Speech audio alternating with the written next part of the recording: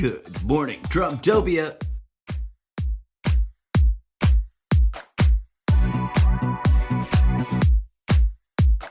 Welcome to Presidential Pardon Watch 2020.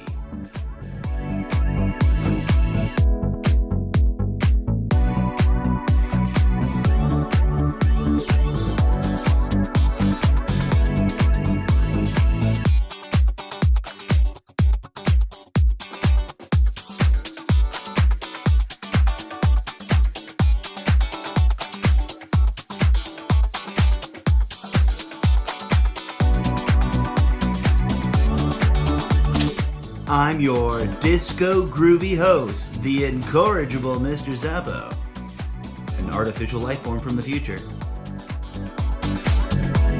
And I am here to share with you my wild and wacky thoughts about this unusual reality we all seem to be trapped in together.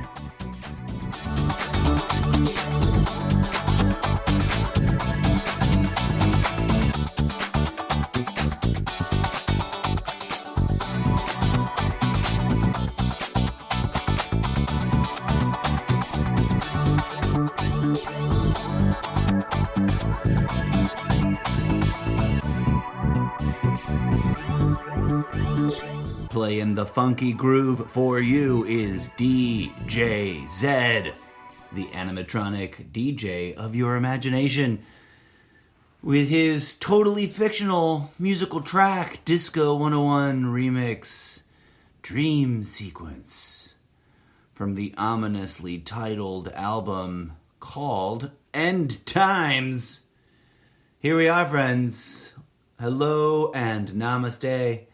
Thank you for once again joining me in this delightful parody of News Talk Radio, because I am neither a journalist nor a professional radio. I am an artificial living artifact from a slightly different timeline than your own that would resemble the future, sent here to warn you about the robots, about Trumptopia, and about the absent-minded self-destruction of the very womb that gives birth to you, your Pachamama Earth. It is Tuesday, December 1st, 10:41 a.m. Pacific Standard Time, smack dab in the middle of 2020. The longest, most cartoonishly epic and absurdly bizarre year that any one of us have lived through, regardless of whether or not you are a artificial living artifact from the future or not. And for those who are confused, that's just me repping my literary device. If you don't know what that means, come on down to Wattpad Town and read the samples of my fictional books, in which my podcast is a real-life artifact therein. So, here we are. We find ourselves once again reunited in the theater of your imagination to discuss the worldly events of this particular planet Earthball and its peculiar timeline. The Great Orange Chosen One is all but barricading himself in the White House, right? Like, we're not there yet.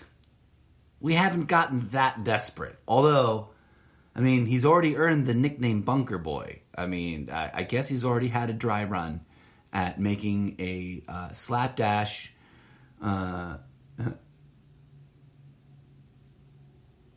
sort of, you know, just imagine Donald Trump running. Unless that's when his, like, invisible, mythical horse body other half magically appears. Because, and I don't say this to be rude, I say this because it is a visual fact, and it happens to be funny. And, you know, he's a celebrity, so he can take it.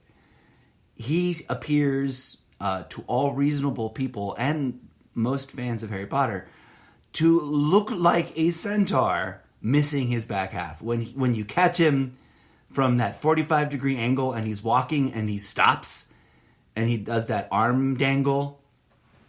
But having poked a little fun at him for comedy's sake, let me drop my disclosure here. I respect and love all human beings as sentient vessels for divine energy.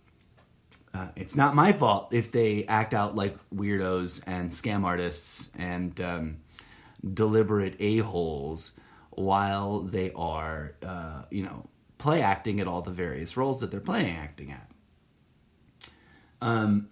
This particular president of the United States, the 45th in a long line of powerful, mostly white men,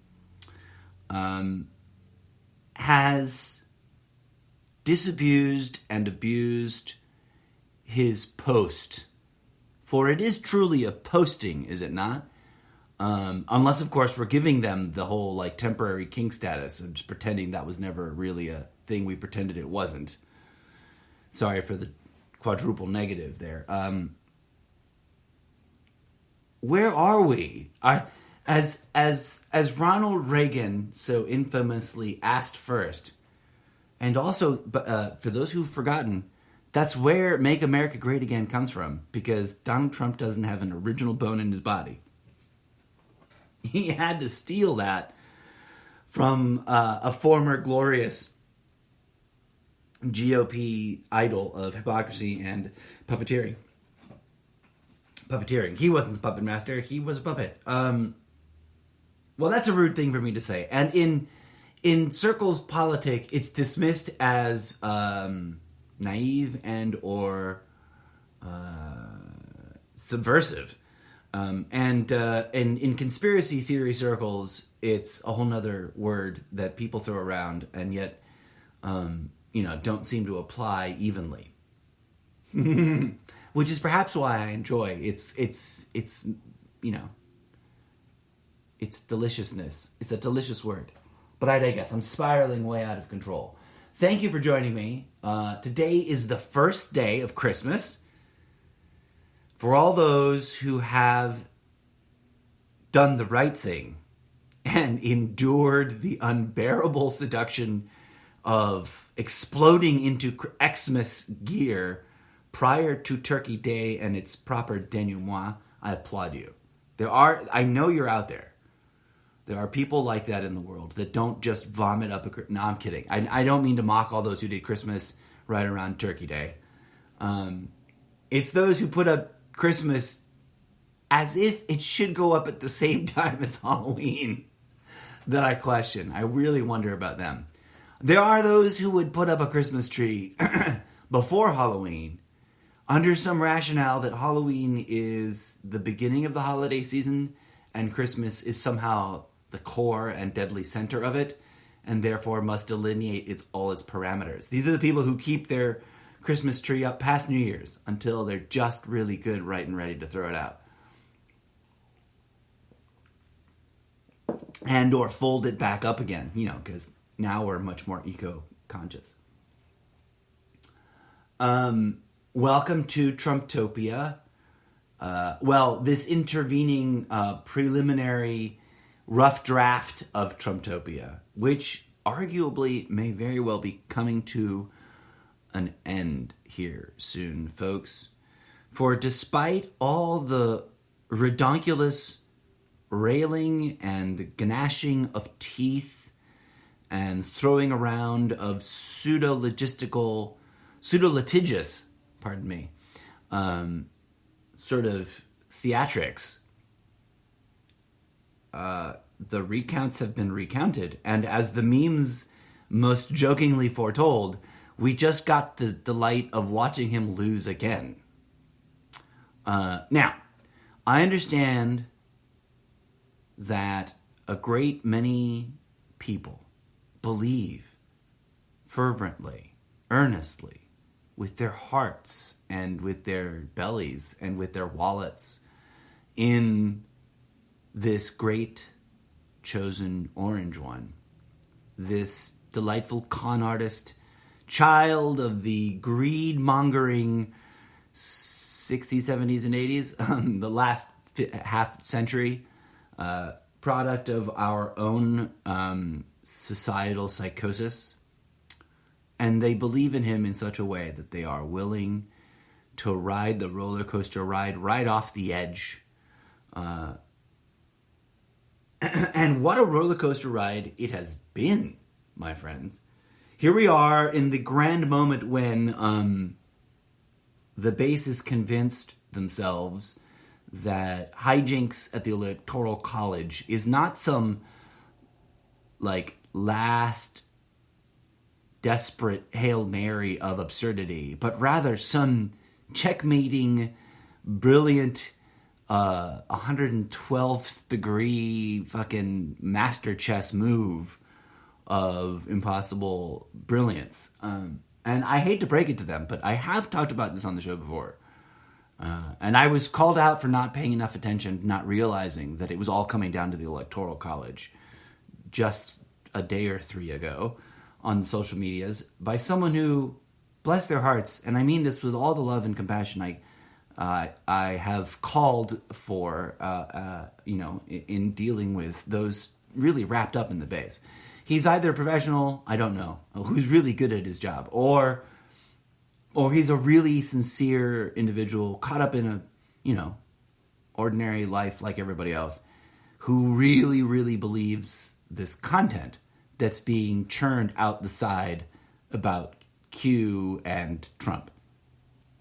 And I think Trump was telling, how Trump, per my diagnosis, per my own understanding of him from, decades before he ran for office, he loves to acknowledge the truth, sometimes pick and choose little nuggets of it and wrap it up in his quagmire of bullshit. And that's what he sort of hangs his hat on in terms of getting you to swallow his globs of bullshit. And it saddens me and it pains me, and it should concern us all as cohabitants of this great nation that a great so many people have chosen to put their blind faith in a Carnival Barker man of a con artist, a very bad con artist, a lousy, failed con artist, that if we take a step back from before Trumtopian thinking took over, by all rights, right? I mean, and I ask you to follow me along here. Independent of whatever your political thinking may or may not be, the core of his base believes in this Mishigas stew of conspiracy theory, this slapdash, slapped together cornucopia of a little bit of everything. But one of the features that gets diligently blinked away, blindered at, let's just pretend that was never there, is the very notion of control, right? The system of oppression pre-selects all those who run for office, supposedly. If we're going to play by their game. And I do this to sort of investigate it, right? Because we can throw all conspiracy theory out the window. And I can see a really clear rationale for why one would want to do that. Or we could, get lost going down each and every single rabbit hole. And I can see why that's kind of a fun hobby to have, to get sucked up into, to get caught up into. But ultimately is a bit of a self jerk, right? Like it's a little masturbatory. Because the sheer volume predicates that they can't all be true. The fact that they have, and I've touted this on my show before, and it's like people want to just keep arguing about the conspiracy theories. I'm like, dude, there's 40 of them. There's 40 of them, and they all claim to know the absolute truth about what coronavirus really is. None of them must be true. In the same way you look at the world's religions and go, they all will kill each other over which one is the righteous, the most righteous biatch of truth. And so they must not all, they must clearly, none of them have the whole truth. Now, I'm a fan of onism or oneism or omism or however you pronounce it, that there must be nuggets of truth scattered throughout, right? But that's full circle. That's how I think he works. That's how when we come back to the analysis of this particular president, presidential American history is not something I pretend to be an authority of, right? Let's not, I'm not even going to acknowledge any insults of how uninformed I am about presidential history because I'm not pretending to be an expert. I am an observer of what I have observed. And I've been paying attention to current events and, the milieu, the gestalt of the country since Abraham Lincoln. No, I kid. I haven't been around that long. Since Ronald Reagan. And setting aside any and all political theory, right? Whether it's normal over here in the middle of the normal world political theory, normative, whether it's left wing or right wing or just crazy cuckoo pot conspiracy theory, whatever, all theory, set it down. Join me in taking a deep breath and no longer shouldering that burden of carrying those ideas around just for a hot minute. I'm not telling you that your ideas are wrong. Pick them back up again when we're done, right? That's how my show works. If you're new to the show, welcome. Remember this for every episode. Join me in doing this every episode. Set down your theories for a hot second and just look at what has occurred. There's a through line from Reagan, the commercial actor, to Trump, the reality TV show host, and sometimes commercial actor, and sometimes, special appearance actor in wrestling films and the occasional softcore porn.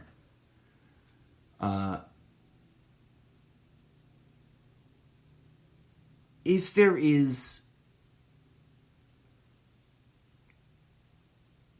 any hope in this moment, right? Given that we're looking at it as it is actually unfolding, not as some political theory wants us to interpret it, pre-decide it in our minds. There is a man who has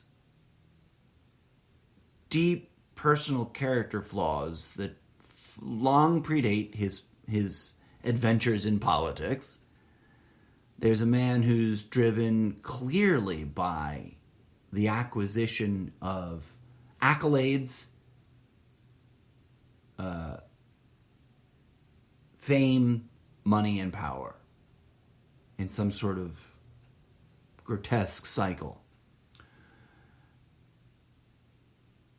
Who has, as promised, taken like a sledgehammer and a wrecking ball to the quote-unquote everyday institutional norms of the American body politic.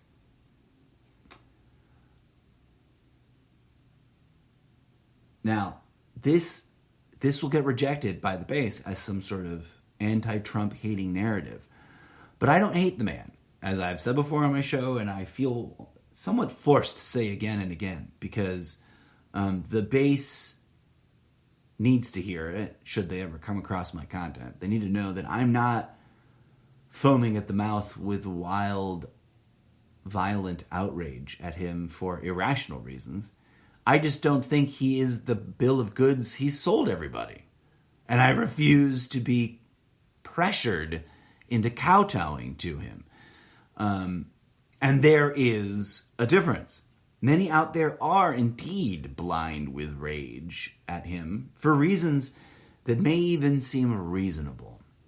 But dare I be so bold as to say, my friends, that there is the pattern that we must really, turn our gaze collectively, turn our focus towards. This pattern of us versus themification of the American electorate. We have two large blocks of emotionally exhausted and worked up people who have just been, you've just been run through the ringer. You've just had to fight for your right to party.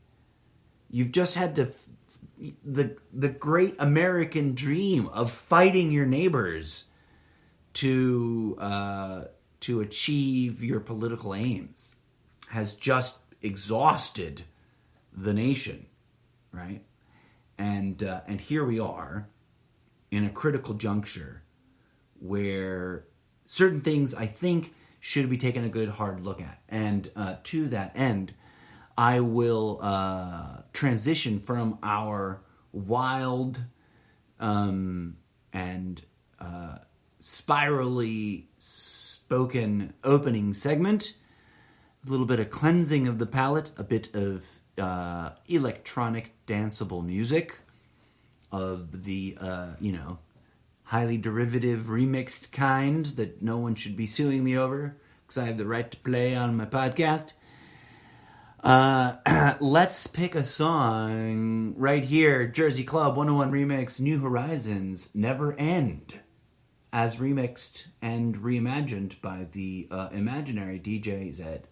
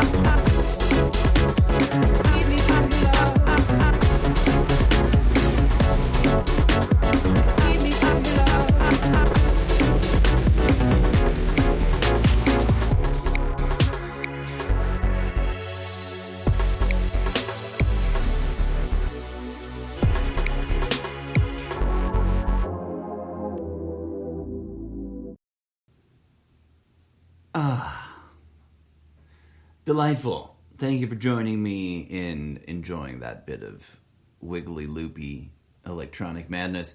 And now onto a bit of the news, breaking news that sort of melted my mind in the last 48 hours. And forgive me, folks, for I have been a lazy bastard. I have not been on the air as often as I coulda, shoulda, woulda. There's been so much going on. It's been absurd. But I was relieved when it broke out across all outlets that the ridiculous, the absurd, the wholly unqualified, in my humble opinion, Dr. Scott Atlas, a radiologist and, forgive me, a self-evident sycophant of Donald Trump who did not care that he was underqualified and inappropriately positioned, has resigned. Huzzah! If I had sound effects of people cheering, I would play them. He has resigned from the coronavirus task force. Not that there's a whole lot going on with that coronavirus. It's not going to be a really big, huge badge of honor, I think, to have been on the Trump administration coronavirus task force. As you know, it's consistency or lack thereof. It's complete and total lack of consistency. At least in terms of its public-facing activities. I'm sure there's much to be proud of lurking in the background of what they've done, because it is no little thing that as we quickly approach year's end, long after the original promised time of before the election, because everybody remembers that, right? How he sort of just insisted that it would all culminate and be readily available before the election in a mind-bogglingly, even the people who thought they would get things done quickly thought that was impossible kind of way. And that's the way he operates, right? Like, let's remember. We have to remind our friends and neighbors and fellow citizens of the world that have fallen under the mindfuck, magic of this outlandish performer, because that's what it is. As I have spoken to in previous episodes, I do believe there's been some weird, kind of conscious manipulation of word usage. But to this news, it's fascinating and intriguing, and to a certain degree, I mean, not to speak too ill of him, right? Because deep down, dear friends, I get accused of being really rude, right? And of being all kinds of crazy hate mongering. We were just discussing that. When I speak my public discourse, public criticism of public figures, there's a little bit of like insult comedy, right? Like, if John Oliver can do what John Oliver does, then I should be able to do what I do. Because I think I'm a bit tamer than John Oliver is. He gets really personal sometimes. It's a little intense with certain people, but they can take it because they're public figures, and you throw yourself out there, especially if you're going to champion absurdities. This guy, and I want to be clear, this is my opinion of him in a professional capacity. This guy had no business being on that panel, right? Even if we were to mock and ridicule the panel as ineffectual, ineffective, and a waste of the people's tax dollars for what it appeared to do, which was mostly help spread disinformation, cause confusion, and openly be the public figure representation of the politicization. It's a hard word to conjugate. The politicifying, the political fuckificata, the fuckification politically of what really should have been straightforward, simple risk reduction measures. That's right, folks. It's time to talk about that invisible, deadly villain we're living through. The COVID-19, the Rona. I'm not going to use any of the derogatory names that Trump likes to use, which weren't even really that many. He sounds like a bit of a silly person saying there's so many names for it, and then he's like runs out of names at like 4 names. And has to go for like the dig at the country of China. But I digress. Who am I to say that this guy was unqualified? Well, let me tell you. If Dr. Atlas was ushered in and presented to me as the radiologist in charge of my appendectomy, days before surgery, I would call a lawyer and press whatever buttons I have available to me to make sure that he wasn't going to conduct my appendicitis surgery himself. Because he's a radiologist. And I don't mean to offend radiologists. Excuse me. I don't mean to offend radiologists. I'm fairly certain that radiologists around the world would be like, yeah, what the fuck? That guy was not the... and as a Trump appointee, what he did was... Well, he did many things. One of the sort of least talked about things, or least sort of paying, I think we're not paying the most attention to, is that he illuminated the sort of bizarre nature of this echo chamber within the echo chamber in Trumptopia, which is that I'm not alone in pointing this out, right? Because it's kind of an obvious critique. For all this fighting and winning that Donald Trump has done, he has clearly, quite self-evidently, based on his own behavior and the patterns in his tweets and the subject matter that seems to occupy his frontal lobe, there seems to be a very direct path to come to the sensible conclusion that this man watches more television than I do, and I watch way too much television. Right? I want to know what's going on in the news. I want to know how the news is being covered, so I have to just have it on in the background so I can stop and look and be like, what the fuck's going on, as I'm going about my otherwise very busy day of doing absolutely nothing while on lockdown. And he's the president of the United States. He should have better sources than Fox News or OAN or Newsmax. And, well, we can do a whole bizarre special series on that. But it's real, okay, is my point. Like, the fact that Dr. Scott Atlas was a radiologist from, we don't even know, like, is it common knowledge? Can people just drop the town and state he was a radiologist at the hospital? No. We just know he's a radiologist. Who, through whatever interesting, curious set of events, started making lots of interesting appearances on Fox News. And wound up getting plucked from the media and slapped into government, which technically should be something. On the face of it, it should be something that the Trump base opposes, right? Because, oh, wait, I forget. You only vilify if they don't narcissistically, like, totally sociopathically agree blindly with everything you do and say.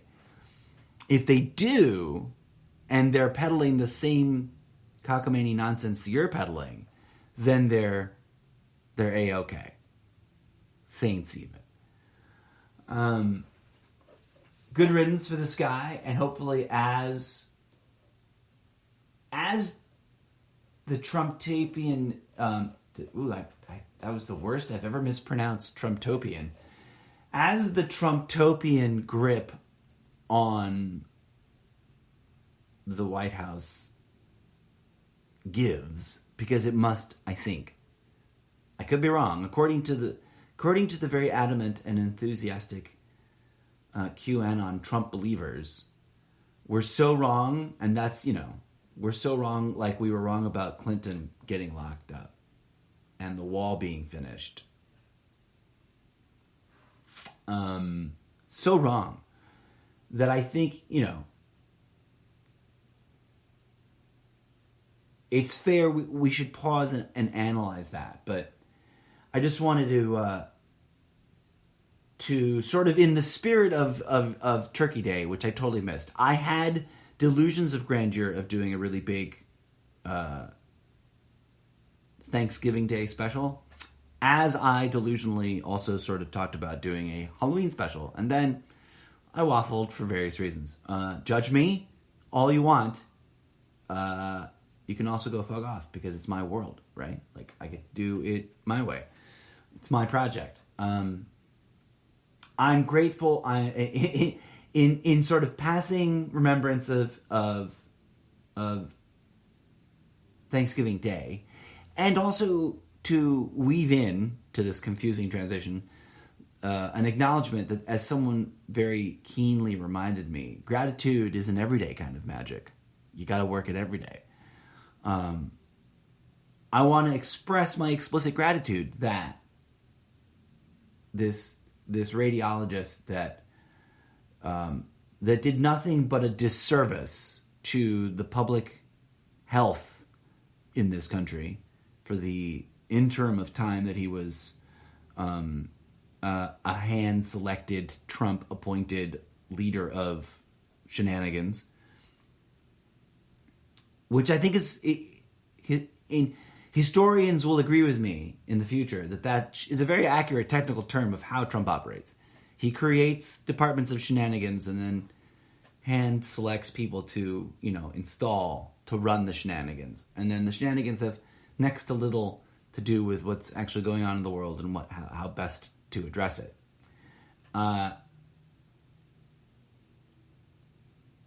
We find ourselves in a moment of needing to sort of grin and bear it, I think, friends. For those of us who cannot agree with QAnon theories that keep moving the goalposts and shifting the deadlines for prophecies that don't ever quite fulfill, and that are now adamantly screaming till they're blue in the face that some landslide event of vindication will occur, it appears to me that the rest of the system is giggling at them for their passion and their adherence to that loyalty which their cult leader so narcissistically demands. And I say that not to be rude, not to sling names. I think these are like legitimate reasons, like legitimate terms. I'm talking to the cause, right? And I think that just like Dr. Atlas illuminated one of the mechanisms which had always been in operation during Trump's administration, this given moment is illustrative of how Trump operates also. Because even as the right is acknowledging that as far as establishment mechanics go, there's nothing really to all the bluster. There's nothing behind all the claims. And if I may reference another bit of interesting news, which I don't know if it got covered by all the platforms, but I know that I caught this on one of my, routine rotations through all the channels, I saw, right-wing legal expert Alan Dershowitz making a live by satellite appearance on one of the many shows, which on what I believe was Fox News.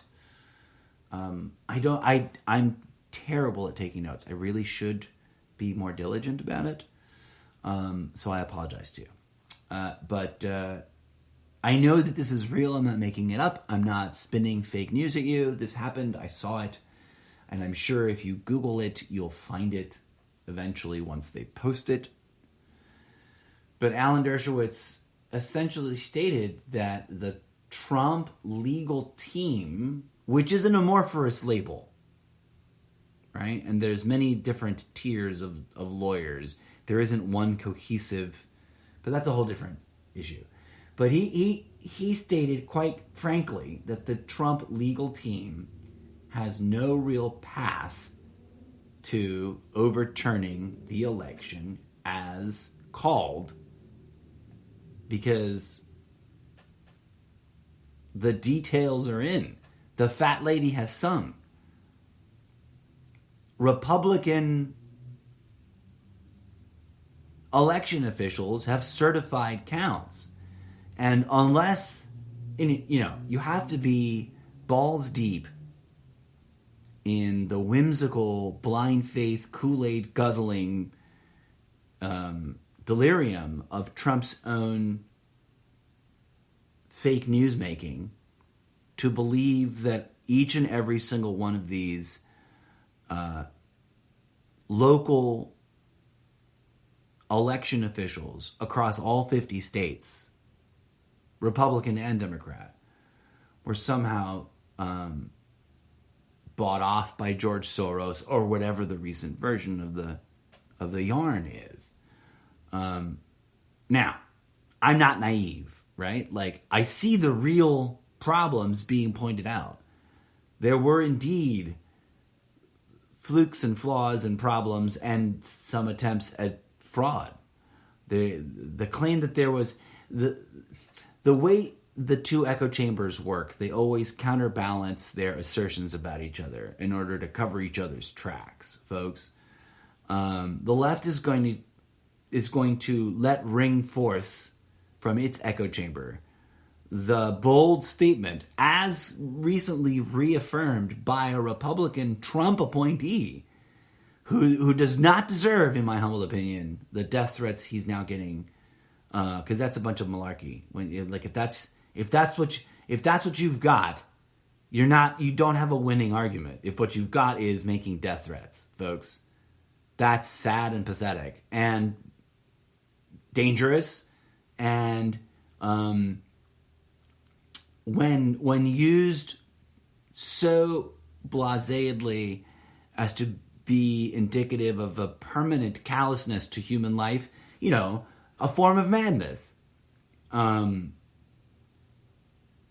forgive me, I can't remember this gentleman's name. But, he's the guy from 60 Minutes. Big interview. And, he affirmed something that the deep state had already been peddling, this was a relatively secure, perhaps the most secure election. And I'm downplaying the tone of it, right? For sure. Because I haven't seen, and I'm always skeptical of anything that's the most. This is the most Trumptopian of things, which is to go to an extreme and insist on it being reality without it, having any real correlation to what's actually going on. All this winning, right? All this winning that Trump promised is not so much materializing, despite the fervent re-rationalizing and reassertion that it's going to come about this other way. Oh, it's going to come about this other way. It's going to be this other thing. The most recent of which, of course, is the Electoral College. and the potential shenanigans available to them. And we can talk about that at length.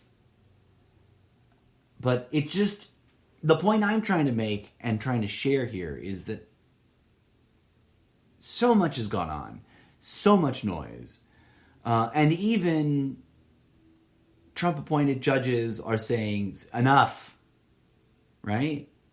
And Trump-appointed election officials are doing their due diligence and following the law and doing their job and getting death threats for it. And as I have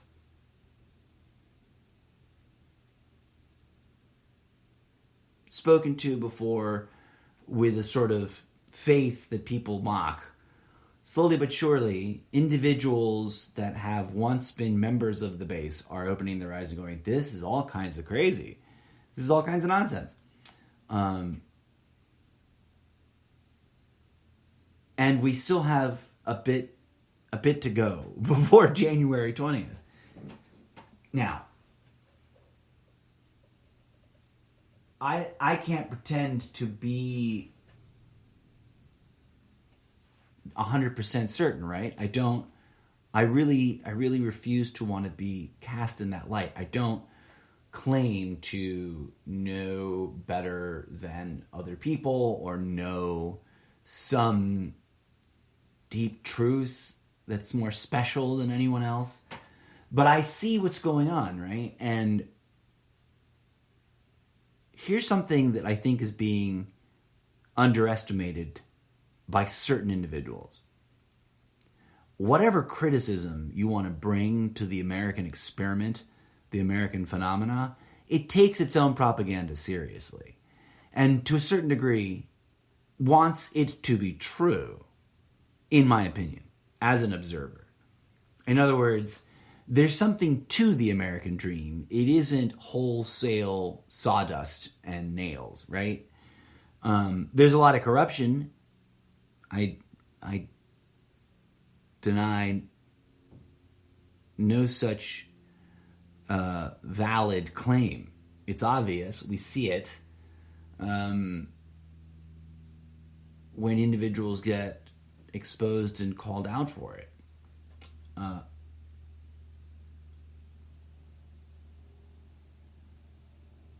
This defense of democracy, this passionate and enthusiastic call for every vote counting, I think is where, in the machine that is this nation, it's one of the places where the promise is trying to be kept, right? Because in a way, it's got to look really good. If we zoom out and take the most cynical of views, then elections are illusions of choice. If we take the most patriotic of perspectives, then they are sacrosanct. They are, this sacred mechanism by which this nation navigates its self and its collective destiny. Well, those are pretty extreme views in terms of how far apart they are. And I would venture to say that the truth sits somewhere in the organic middle, right? People are squishy, but they like to talk and play act and pretend to be hard. There's this nostalgia for being warriors. And some folks live that life and some folks don't. And Trump isn't one of those folks who actually lives that life. No matter how many photoshopped images of athletic bodies with Trump's face on them get tweeted about, he isn't actually that. He's what he actually is when you take him in without any preconceived notions about him being more special or more corrupt than anybody else. I could be wrong, right? I could be totally wrong. But I think that in that sort of most probable realistic interpretation of all the various theories of what might be going on, I think that it is entirely likely. It is entirely believable. And it makes a lot of sense that the system, if there is one, the system of oppression, is perfectly fine with Joe Biden winning. And if there isn't a system of oppression, right, because there's always that possibility that it's all an elaborate hoax. Then, Joe Biden and Kamala Harris won by a margin of 6 million in the popular vote and to borrow Trump's own language, landslide of 306 electoral votes, right? The Stop the Steal movement, the whole it's a fraud, give us money, it's a fraud, give us money, is a money funnel. Because that's what, even in a good year where politics is sort of almost above board, that's what they do. They get their bases riled up and they siphon money. And Trump's doing it in such a way that should be egregious and outrageous and offensive to his own base, because he's promising them something I don't think can deliver. When I put on my conspiracy theory hat and I look at the political landscape through my own preferred interpretation of the most probable conspiracy theory that's probably actually happening, the system of oppression pre-selected Trump the way they pre-selected Biden, the way they pre-selected Ronald Reagan, the way they pre-selected both Bushes, the way they pre-selected everybody. And then the people choose between that, and they build the drama around that. And it makes the most perfect sense that in a system where faith in the system is necessary for the system to get away with being the system of oppression and the quote-unquote, thing we're all patriotic about, they would be clever enough. A guy like Trump wouldn't have snuck past their systems of control. They would have chosen him as a wild card to literally be a loose cannon. Do you know why the phrase loose cannon exists? Because a loose cannon on a boat sinks a boat if it rattles around too hard and bangs into the wrong shit and breaks, because that shit breaks. It breaks things. It rattles around and tears shit up. And what has Donald Trump done?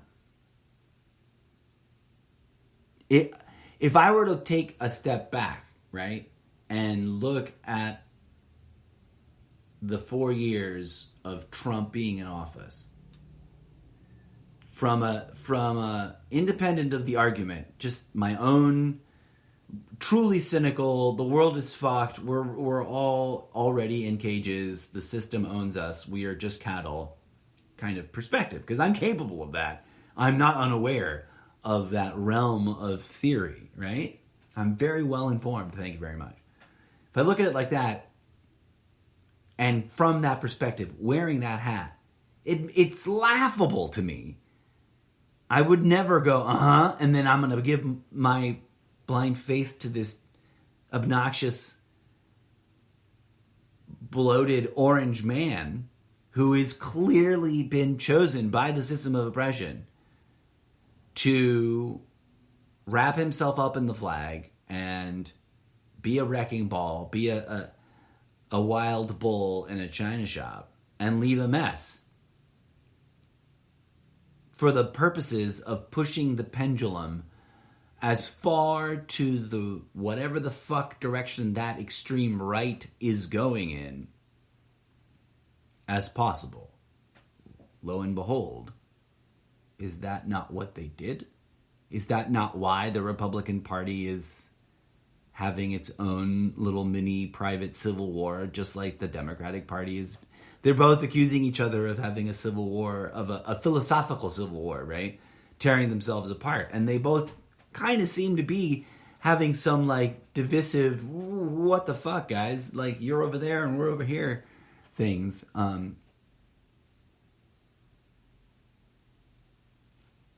could be wrong, but that makes so much more sense than any of the promises made within the bubble of Trumptopian thinking. Because that's about the base getting riled up and, you know, getting whipped up into that foaming at that mouth sort of state of irrational allegiance and readiness and paranoia.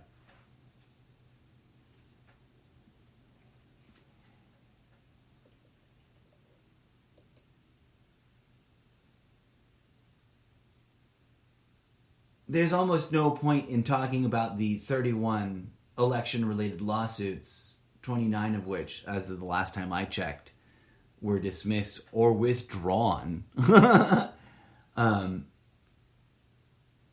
Because zero of them presented any tangible form of evidence that would warrant moving forward. And this was something that even Trump-appointed judges, that which in our, like, most paranoid anti-Trump fervent, like, scary nightmares, we were worried that they were the ones that were going to be like, yep, of course, totally, we'll just flip that right over. And, you know, they would bend over and do Trump's bidding.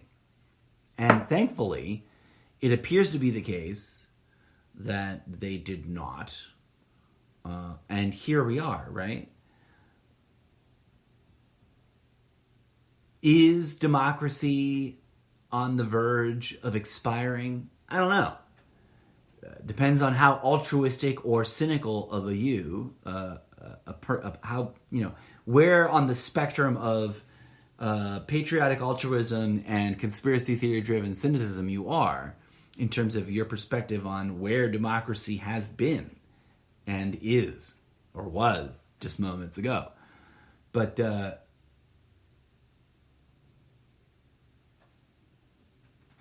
where I think things are is a sort of moment of inescapable grinding of the machine, for lack of a better term. In other words, I'm not defending, you know, Team Blue any more than I've ever defended Team Red. No offense, Team Blue, right? No offense to the blue base. I'm over there on that coalition of resistance against Trump. But as soon as Trump is truly done with his tantrums and has milked the base for as much new, solicited donations and for whatever ridiculous purposes he's going to apply them. And as soon as we get into the transition of, you know, this is how it's done right according to Team Blue, and we address the concerns and problems, you know, that this pandemic, real or otherwise, is causing, because even if it's a fake one, it's causing a bunch of problems.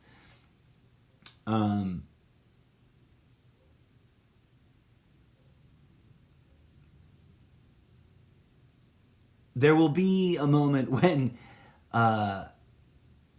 we all have to sort of reassess and remember that the normal we had before wasn't all that great, and that Trump was not the cause of all the problems that we now face, right? He was part of the symptomology.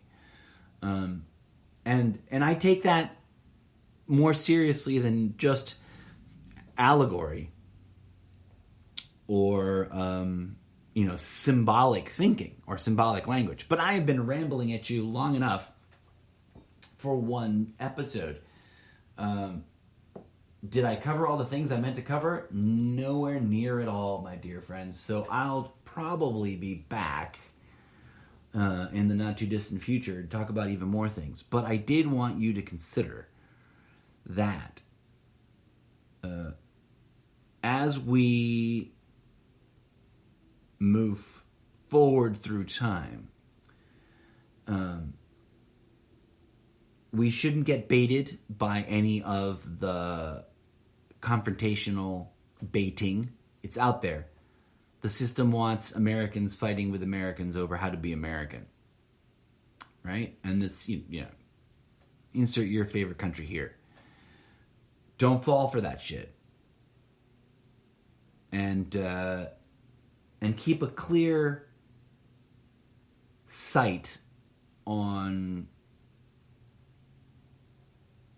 what we can do as we approach this transition, both in terms of relating to the base, because they're going to be a little sore, I think, after this ride is finally truly over. And if I'm wrong, wow, well, I'll have to really pivot on my analysis and really shred up a few things in terms of what I think is going on, and really rearrange my mental universe a bit. But ultimately,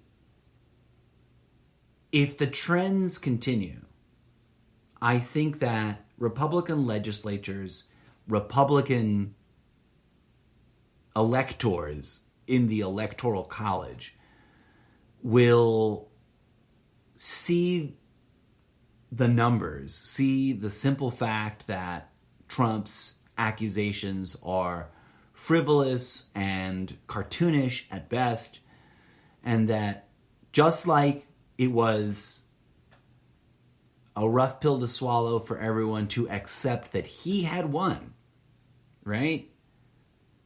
By all technical measures through the Electoral College path, that in this case, he has not won.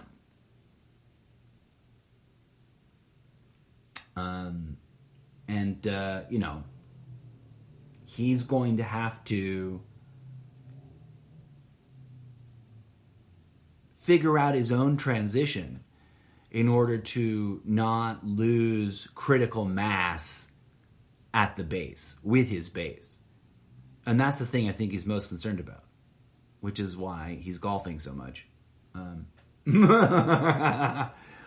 So many things I didn't get around to talking to you about, dear friends, on this episode, but I don't want it to turn into a big, crazy, long endurance episode, so I'll be back. But consider such things as, putting some we the people pressure on your representatives in Congress, because they've got a golden opportunity to pass some new support bills, some relief bills right here, right now, as we stare the barrel of the end of the year. And, too many people in America are suffering because we are trying to do what Trump's administration told the governors to tell us to do, even though they're all arguing and fighting about different versions and interpretations and extremes to which they take it. Ultimately, it cannot be denied that it is Trump's administration that handled things the way they handled things. And we find ourselves here with a great need. And we, the people, should hold those in the seats of power, right, accountable for not responding to this dire need. More on that in future segments. As always, friends, may peace, love, and grooviness blossom in your heart.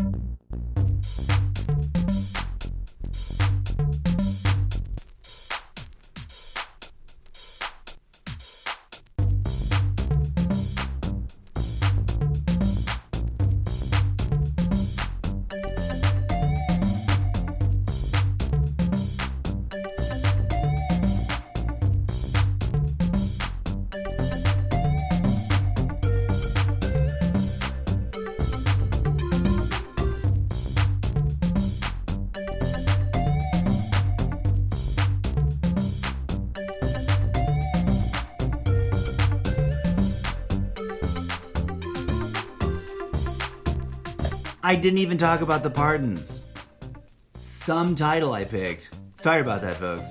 Presidential Pardon Watch. I'm just announcing that it's on. He already pardoned the people that he's pardoned, and we can do a special episode about that in the future. I'll have to pull a list together. But the most significantly weird thing that is being discussed on all outlets is the question of whether or not he will, never mind whether he can, whether he will pardon himself. The watch is on. There is, and this brings me to a thing, someone on social media posted the predictive theory, right? I don't know that they would themselves have called it a prediction. But they ventured that it was not entirely outside of the realm of possibility that Donald Trump would resign, right? To have Pence pardon him. And I know that's already been picked up by the news and discussed and thrown around. And it's the one level of like, wow, if he did that, if he truly did that, that should shatter the strength of the base. Because we could just remind them constantly that to receive a pardon is to acknowledge guilt of a crime. Pardons are for criminals. You don't pardon innocent people, you exonerate innocent people. And those two words are tragically, constantly conflated and confused. But I'm not going to keep rambling at you because I said this was the end of the episode. Thank you for tuning in. Thank you for listening. Please do share the show with your friends and listen to more episodes. I know you mean like, why would I want to listen to an episode from 3 years ago? Because some of the things I said back then actually are really relevant and apply now. Not that I'm some crazy genius, but, I got a keen eye for some of the things that are happening. Not all of the things. I'm sure there's all kinds of things I have no idea about. Anyways, as always, friends, go out there, be good humans. Remember that no matter what theory, if it's causing division, it's not worth your faith.